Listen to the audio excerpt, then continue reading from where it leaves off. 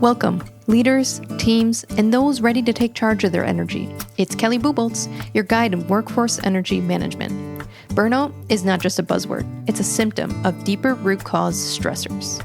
We're here to stop waiting for the change and start leading it.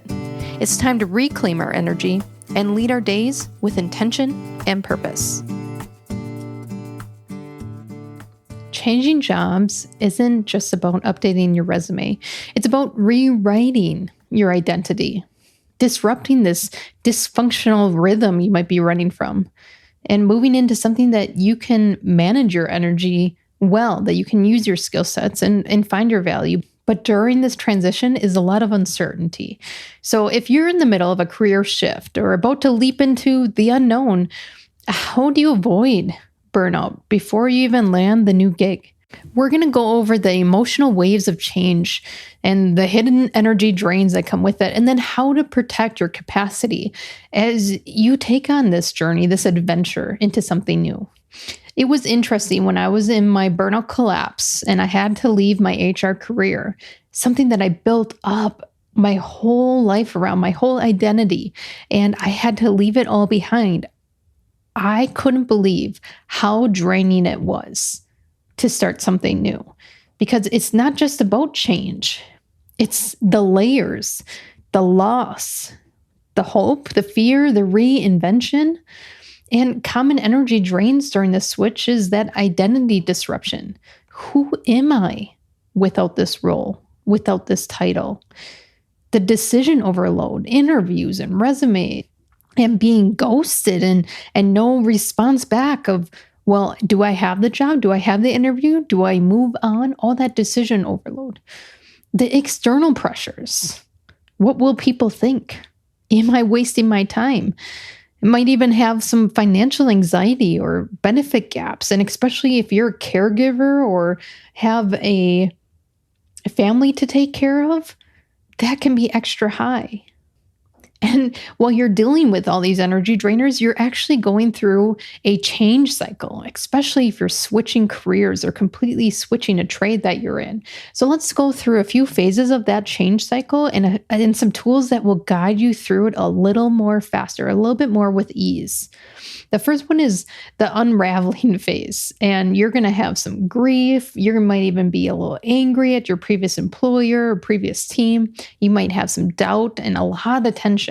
And you got to normalize that emotional roller coaster and understand you are going through change and transition, that you need to start naming these emotions instead of letting them fester within you.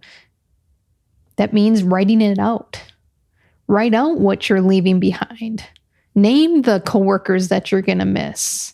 And during this unraveling phase, you want to protect your capacity, reduce unnecessary obligations. That means do less of those extracurricular activities unless they energize you. Stop saying yes to everything because you need to honor this change and transition of the unraveling phase where you need to grieve. And that means space to reset.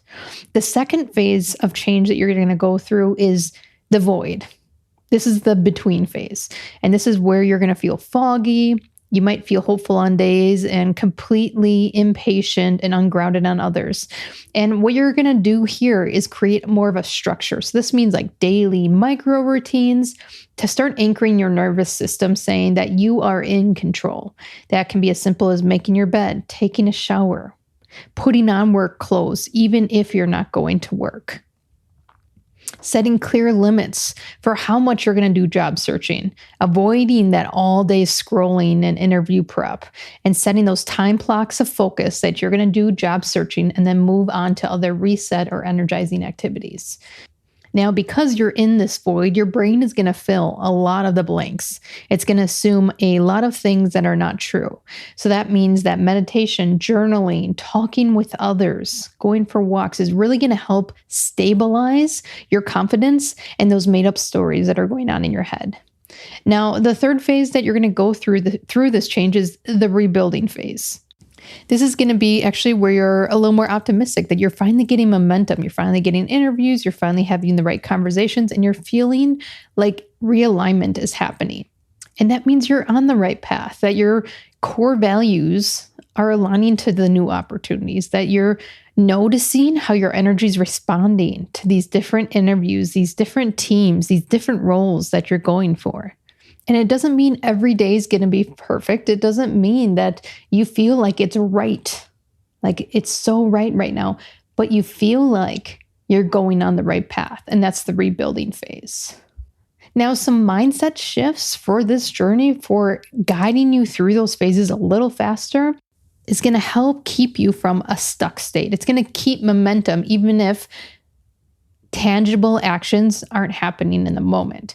These mindset shifts are going from uncertainty to mindset shifts like you're not starting over. You're starting from experience. You've had experiences now. You're just doing something else with them. That clarity comes from doing. And your little micro actions, they matter.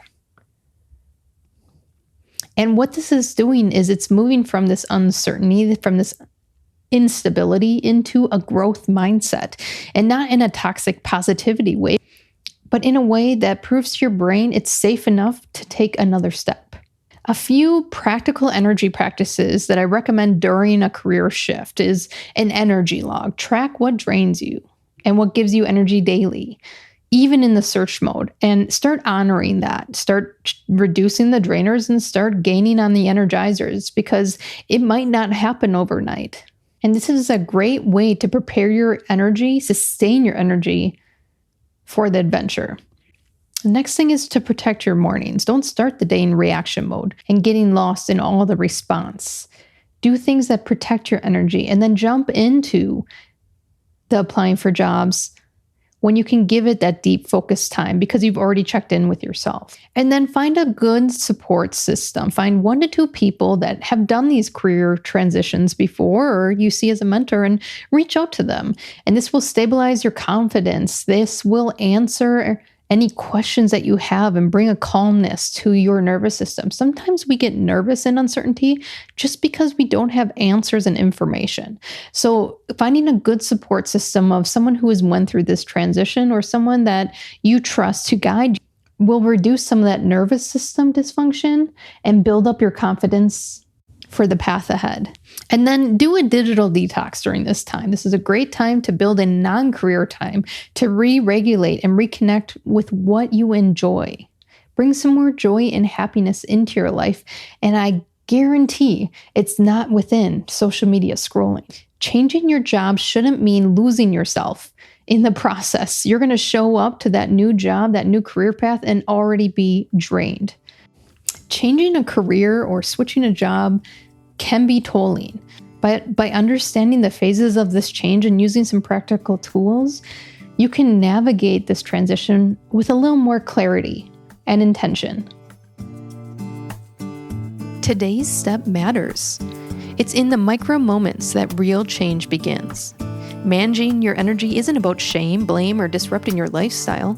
It's about the small, intentional choices to reclaim that natural energy. If this episode hit the mark for you, share with others. This journey doesn't have to be lost and lonely, but exciting and full of new paths. See you back here to continue the adventure.